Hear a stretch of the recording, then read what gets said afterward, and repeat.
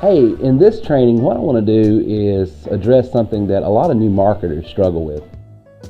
When they onboard with us, they see all of these various tools. They got a bulk texter, bulk emailer. They have a blog. We teach them how to do social media marketing. Just about email marketing, and not just autorespons like what you get with MailChimp or GetResponse or Aweber. I'm talking about blasting out email to people who haven't opted in. It's called a cold list, and then you drive them somewhere to get them to opt in.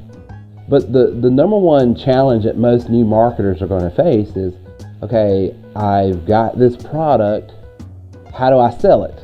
Or I've got these tools, what should I sell? Or who should I be calling on? So I talk a lot, and I have in the last 3 years, about the 3 Ps. And if you watch, I think it's CNBC, they have The Prophet on there. He talks about the 3 Ps as well, but I have my own little spin on it and what he talks about. But what you have is people. You got to know who to talk to. You've got your product that you're selling, and then a process to sell that product and reach those people. And a lot of new marketers don't understand how the 3 sort of intertwine. One will inform the other. So if I've got a particular product that only works with a certain demographic, a select group of people, that's going to inform my process. So a lot of times, one of the biggest challenges that a lot of guys face and sort of hurdles that they have to overcome is the frustration that, hey, I've bought into these various software systems before, voice broadcast dialers, email, and nothing ever works. And the reason is because a lot of people don't sell them correctly. Voice broadcasting, for instance, has been around forever. I've been using voice broadcasting since 2009. But voice broadcast dialing has changed over the years. Number one, the laws have changed. Number two, how you reach people with that and who you can reach has changed.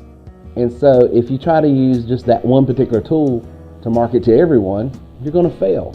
And that's why a lot of new marketers get a little uptight, is because, hey, I bought this thing and I'm trying to sell this, and I don't know how to reach people. No one's responding. Well, you've got to look at the 3 Ps as we talk about, and they intertwine. So let's give some examples. Let's say, for instance, I'm an insurance guy and I'm selling Medicare. Well, that right there, Medicare supplements, those not Medicare Advantage. I know you can't do a lot of marketing with that. There's ways around that. We can show you some advanced training. Legal, by the way. But if I'm doing Medicare supplements, well, that pretty much tells me who the people are. But understanding who the people are is going to inform my process. So if I know it's the senior market that is going to be, I'm going after to sell that product, that tells me what my process is. And let me just go ahead and tell you, you can mark off social media marketing. Don't do that. You can mark off email marketing. Don't do that. What you want is actually to use the voice broadcast dialer in this instance. I will tell you the 2 main demographics I use the voice broadcast dialer for is the senior market and B2B. I rarely use B2C with the dialer, what we call our voice broadcast dialer.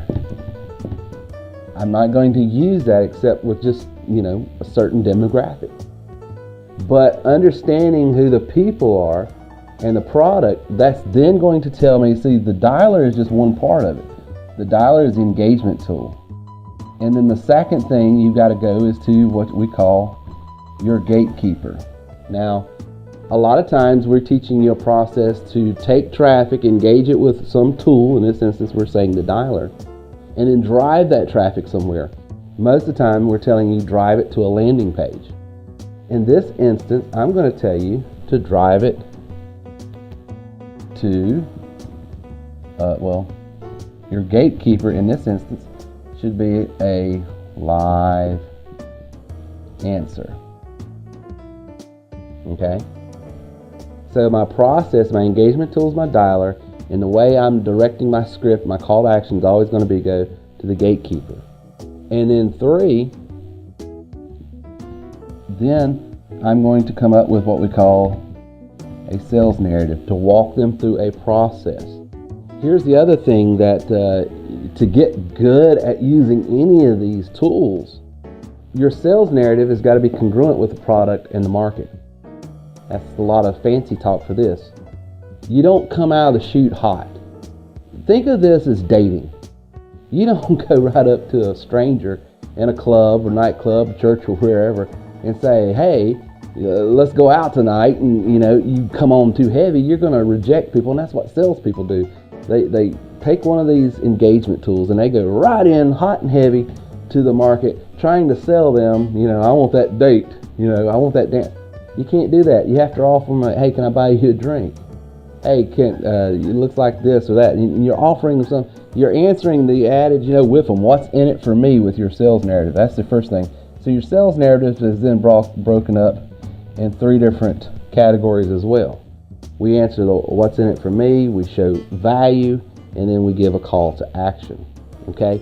So if you will keep this as a process in mind and start thinking more strategically, who am I calling on?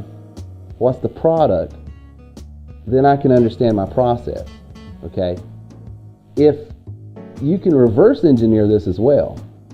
If you don't start with a product, but you start with people, because sometimes I actually do that. Sometimes, let's just erase this real quick.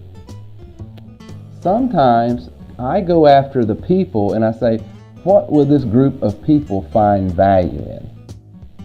Okay, what would this group of people find value in? So let's say, for instance, I want to deal with people and I just want a bit, let's just get strategic here. I want to deal with people that's in the southeast region of the country, because my dialect is going to, not sound strange to them. I want to deal with people who may be people of faith, because the references and analogies and things I use is going to build rapport with them. I want to deal with people that are of a certain income, because if I want to sell them something, I want to make sure that they have a certain amount of income to be able to afford that. So let's say I want people of a 50K type of income. And so I'm just honing down what I want to work with, who I want to work with. Okay? Then that's going to tell me, because see, you as an elite member and a plus member have what's called an RMP. And that's your referral marketing package. And that's got thousands of different products in hundreds of different industries by hundreds of different companies.